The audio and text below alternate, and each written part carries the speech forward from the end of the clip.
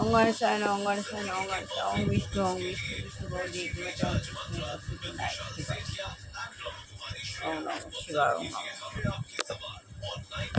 আজ দেরি হয়ে গেল, ব্রহ্ম মুহূর্তে উঠেছি, কিন্তু গীতা পড়লাম, গীতাটা আগে পড়তে গিয়ে দেরি হয়ে গেল।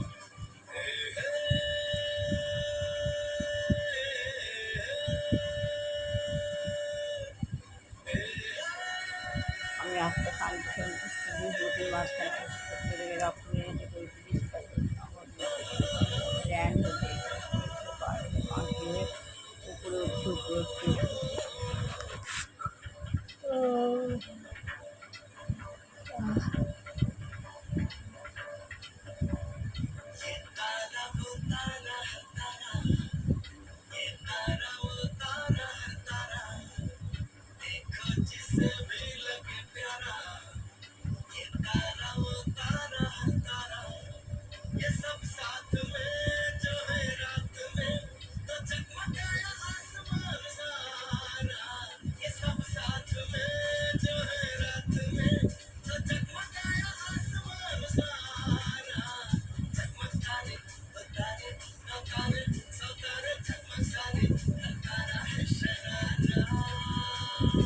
ঘরের কাছ থেকে পান পেয়ে নিয়ে নিচে নেমে আসলাম। শ্রী গুরুদেব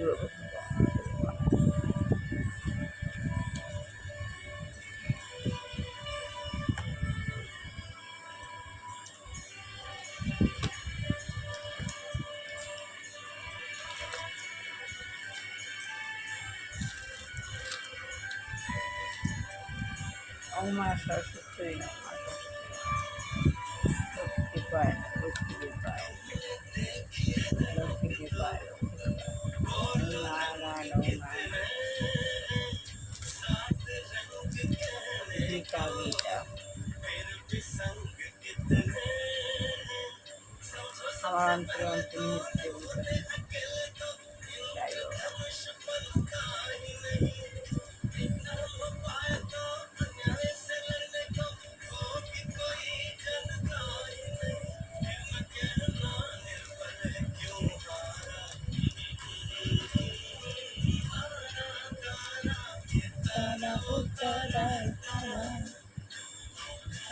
অন্তর্নিহিত আত্মবেলায় বন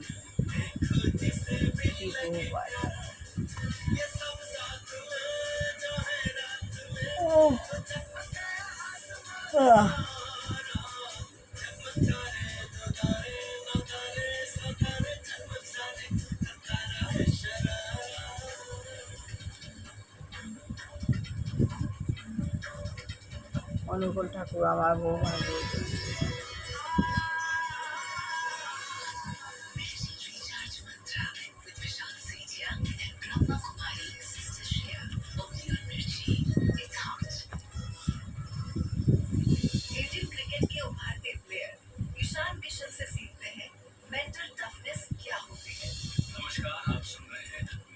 তাদের শ্রী প্রভুপাদ বলছেন ব্যাক টু গড হেড। সুতরাং সরকার যদি কৃত্রিমভাবে সমস্ত মানুষকে এক শ্রেণীভুক্ত করে তাহলে কোনো মাত্রই সুখ শান্তি আসতে পারে না। তাই সরকার যদি সমস্ত মানুষকে এক শ্রেণীভুক্ত করে তাহলে কোনো সুখ শান্তি আসতে পারে না। শ্রী প্রভুপাদ বলছেন শ্রেণীযুক্ত যদি সকল মানুষকে এক শ্রেণীভুক্ত করতে পারে কোনো সুখ শান্তি আসতে পারে না।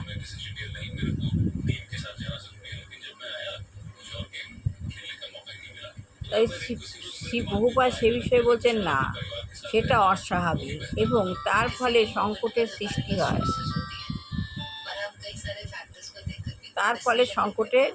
সৃষ্টি হয়। প্রভুপাদ বলছেন ব্যাক টু গড হেডে বলছেন আমেরিকার প্রতিষ্ঠাতারা মানব সমাজের স্তর বিভাগ পছন্দ করেননি। ব্যাক টু হেরিটেজটা বলছে আমেরিকার যে প্রতিষ্ঠাতারা মানব সমাজের যে স্তর, সেই স্তর বিভাগটা পছন্দ করে নিতে পারেনি।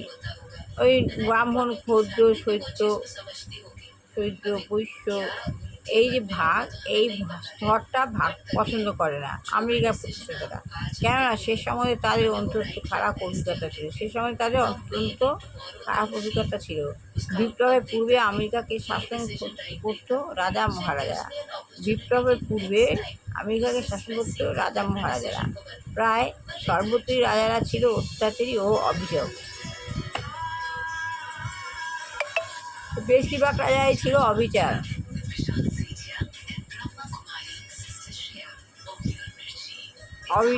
শিল্পবাদ বলতে, কেননা তারা রাজস্বী হওয়ার শিক্ষা পায়নি। বৈদিক সভ্যতা বাল্য ব্যবস্থায় জীবনের শুরু থেকেই ব্রহ্মচারী হওয়ার শিক্ষা দেওয়া হতো। বৈদিক সভ্যতায় বাল্য ব্যবস্থায় জীবনের শুরু থেকেই, যে ছোটোবেলা থেকে একদম বাল্য বা জন্মার পর থেকেই যে স্কুল শুরু হয়, সেই বাল্যাবস্থায়